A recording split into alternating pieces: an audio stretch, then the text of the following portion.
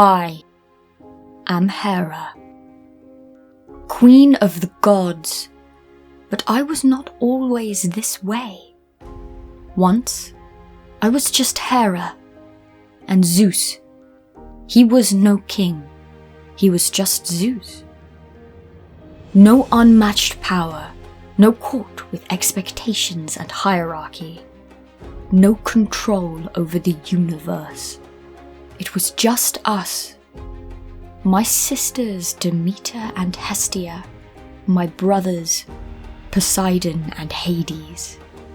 The 6 of us hidden in caves, running from our own family. For our uncles and aunts hunted us across the earth. The world that is our grandmother. She helped us, kept us safe, aided us in the fight against her children. Our father, Kronos, the old tyrant, leading the charge. Those times were hard to endure. I never thought I would miss them. But standing in our new palace, at the peak of Mount Olympus, I long for the caves. I never had to fight for attention then. Zeus is sat upon his throne. Countless ladies of the court surround him. He is showered with compliments, presented with platters and endless cups of ambrosia. All the desperate women look at him with longing and awe in their eyes, for Zeus is like a shining sun. You cannot help but feel drawn to him. They flock around him like starved vultures circling a dying beast, hungry. I do not stay to watch their preening, and as I rise to leave, Zeus's eyes are fixed on me, as they always have been. The cold darkness in our father's stomach is the first thing I recall. Fighting and clawing at the inside of a throat to reach the bright light at the end. Zeus's face was the first I saw when I was reborn. The first hand to take my own and help me stand, finally free of the prison. My saviour. He has shown us the way and protected us all ever since, but he has always shouldered great responsibility. Always.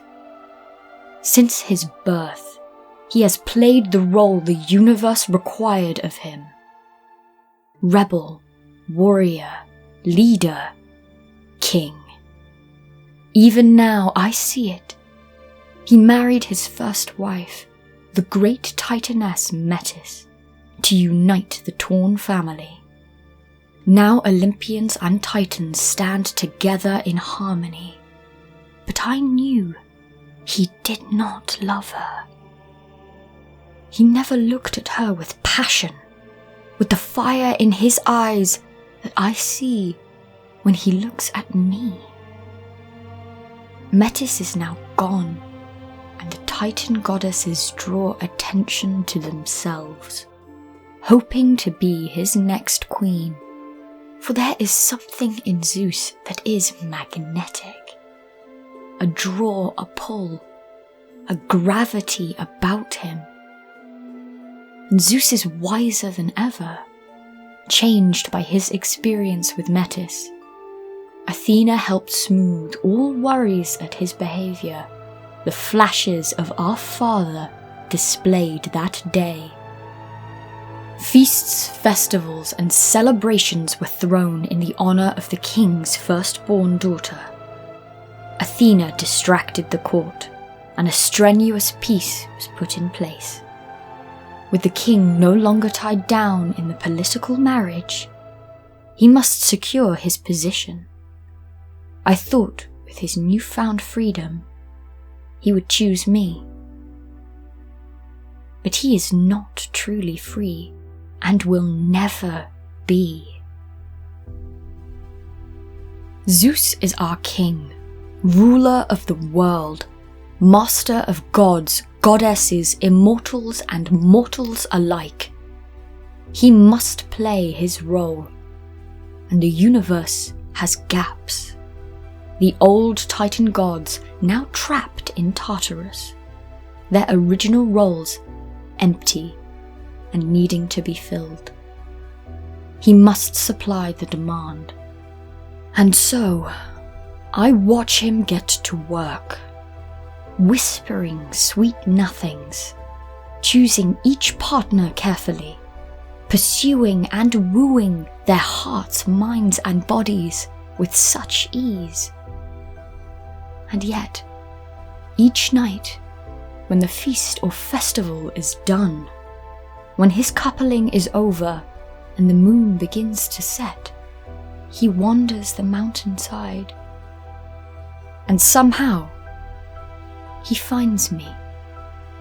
Sitting alone in the quiet night, I come here when the feasts become too much, when the women that flock to him cause a pain in my chest.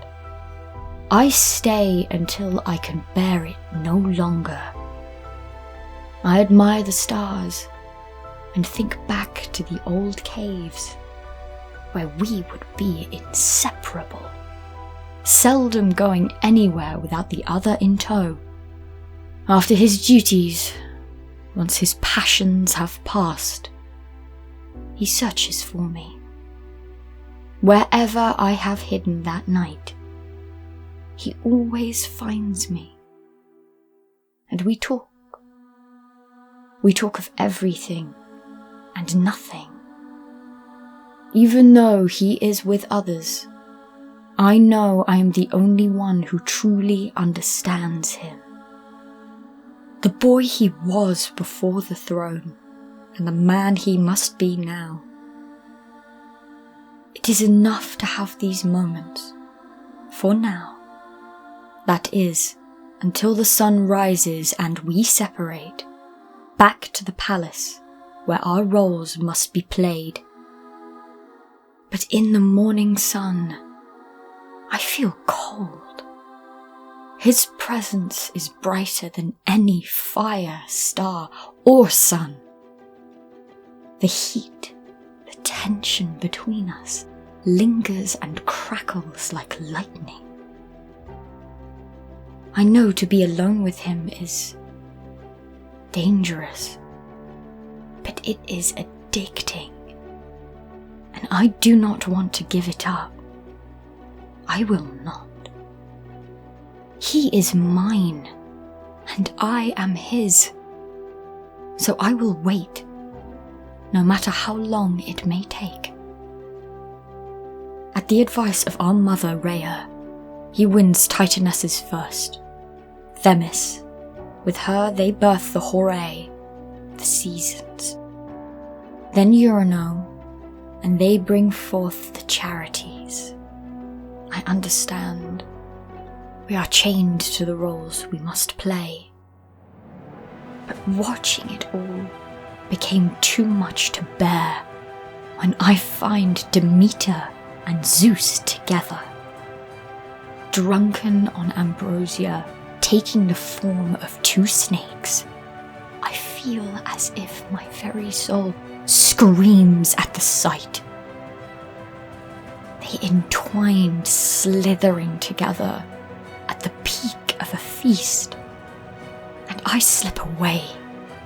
Taking the form of a peacock, I glide down the mountain and make my way to a garden. All I can think of is them together. Knowing and seeing are two different things, and it became reality before my eyes. That alley cat. He was taught to love. He takes the hate in our blood, the all-consuming rage, and turns it into love. It overflows from him. If only Zeus knew of restraint. And yet, I cannot blame him. I stay in the garden for a while, taking time away from Olympus. My mind feels lighter, my heart, my soul. It aches the longer I am away from Zeus. I hear of his exploits with Menezene, their children, the beautiful muses. Jealousy grows. I cannot be with him yet. But I know I shall win. This shall make him miss me. This shall prove he feels something for me. And a plan forms. Athena, his beautiful child, birthed from his own head. I shall make a child of my own, alone, and I shall prove we are the only equals in this universe. I am his match, as he is mine. While the muses grow in number, I grow my own son. I grow him from my fiery jealousy and burning love. He shall be intelligent, a master crafter, an artist, with strength and such beauty. The whole court will be in awe of him, and Zeus will see he needs me. Nymphs from the garden of the Hesperides aid me in my travels back to Olympus. That night, I birth my son. While Zeus pursues and conquers Leto, I struggle and push out the babe at the edge of the mountain. After the pain and labouring, I scoop the crying babe in my arms. Full of pride, I have proven my power this day, ready to present the child to the court until I see him. He is ugly, malformed and imperfect. He is nothing like the beauty of Athena. Looking down at Hephaestus, the wriggling creature. He has yet to open his eyes, yet all I feel is disgust and failure. I toss him from the mountain with all my strength. In an instant, no time for second thoughts, I hide my shame and run back to the garden of the Hesperides, unable to show my face on Olympus. In the garden I stay, admiring the plants and beautiful scenery, even though it feels so dull and lifeless without him. When a dryad tells me the news of Leto's twins, all the bubbling emotions I've been pushing down rise to the surface. More beautiful gods and goddesses, more perfect deities for the world to admire, and my failure's face appears behind my eyes. All of my jealousy, loneliness, anger, all of it is directed at Leto, the Titaness. In that moment, I give in to the fires of negativity and curse my own aunt.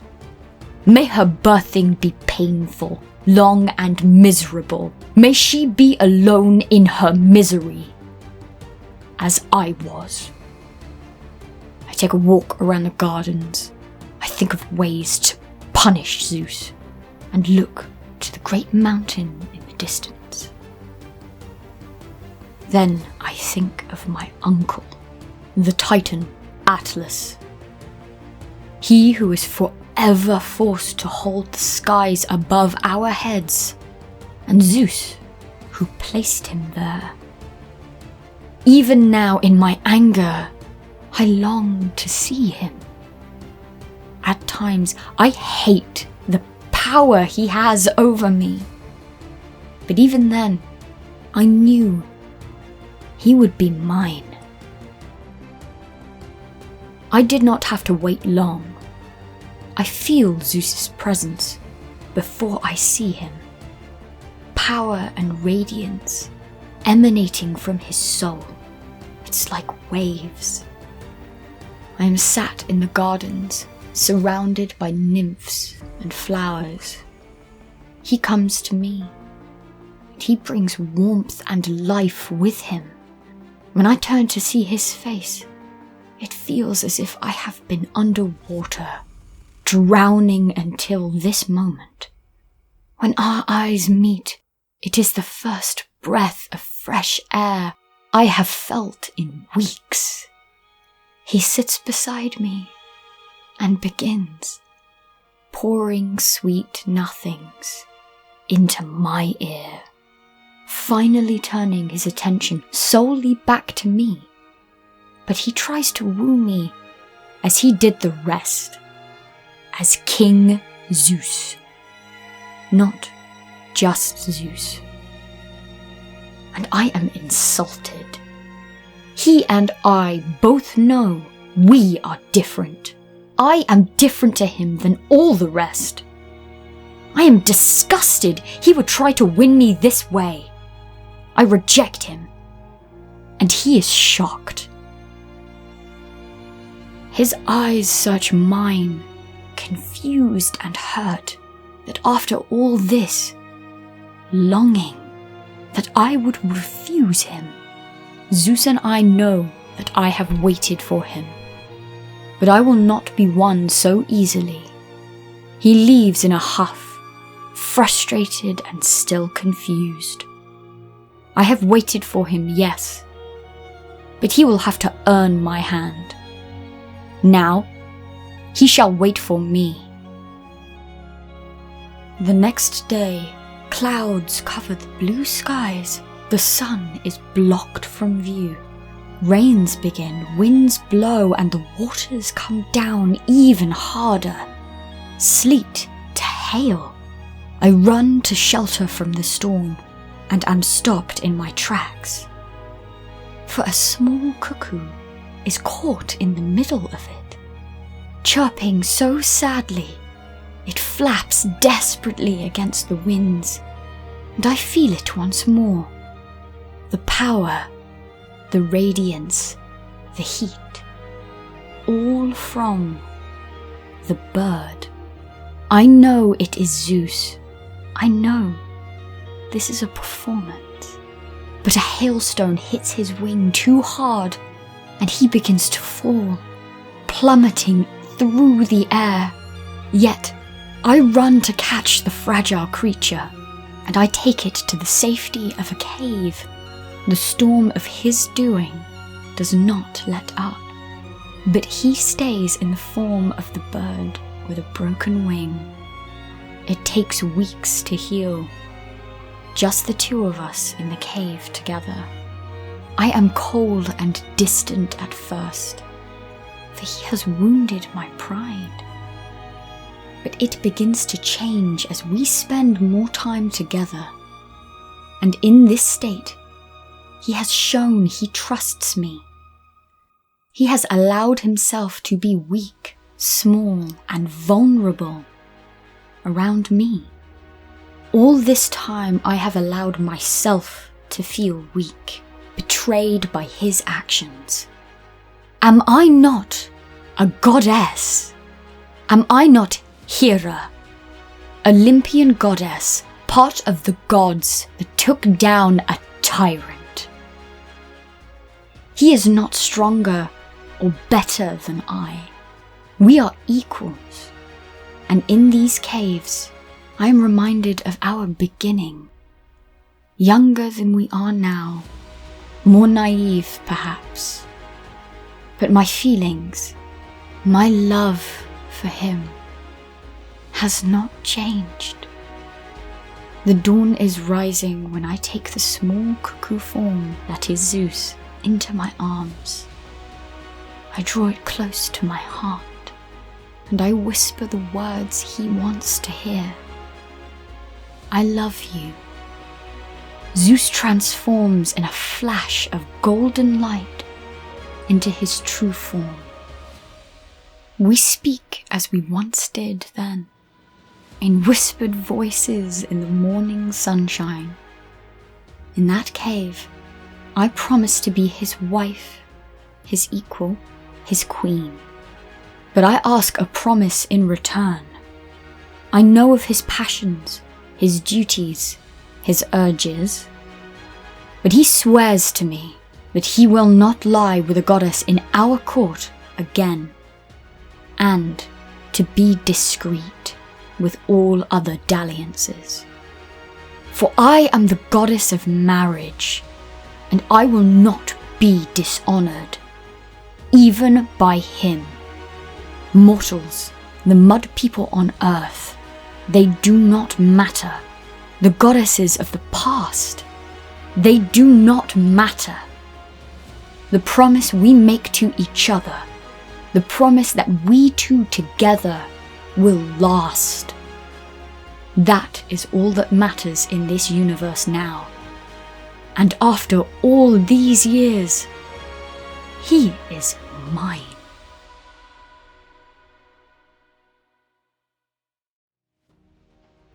We wed in the garden of the Hesperides, the court full of goddesses and gods, all come to the union of the king and queen. The gods of the court look pleased the lion has found his lioness. The goddesses look at me with envious eyes, longing to be in my place. I smile and know that I have won. I kiss my husband, and the whole world cheers out. Food, dancing, music, and revelry begin. Gaia gifts us a branch full of apples of pure gold, which I plant into a tree in the very garden of our union. The ceremony and celebrations last a full 2 weeks before we all head back to our palace. Now I have my own throne next to Zeus, queen of the universe, as I always knew I would be. What bliss it is! And from our great love, we bring forth some of the mightiest gods. First, our daughter Hebe, the goddess of youth, the prime of life, and forgiveness.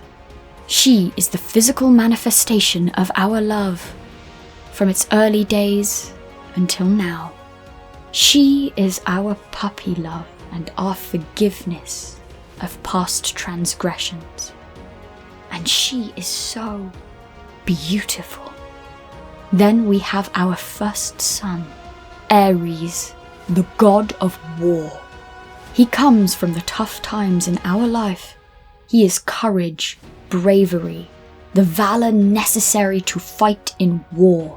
But he is also brutality and bloodlust, a mix of my rage and my husband's.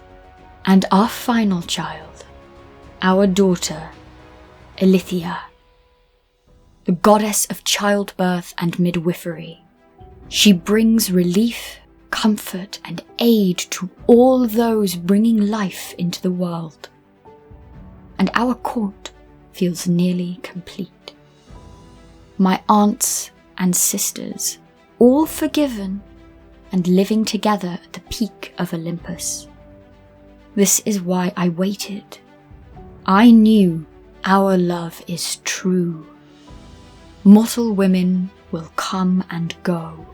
Their offsprings, stains on my marriage, slights against me, evidence that he strayed. I will allow it to happen.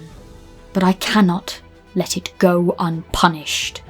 For what if the goddesses got the idea that I could be replaced, my children denounced and hunted, whilst he simply picked a new bride?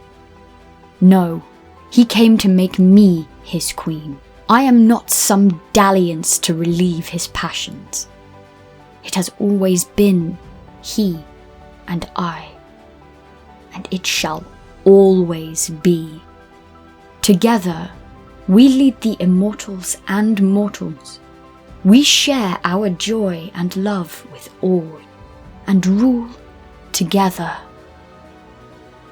The fates of his illegitimate children, his bastards, are stories for another time.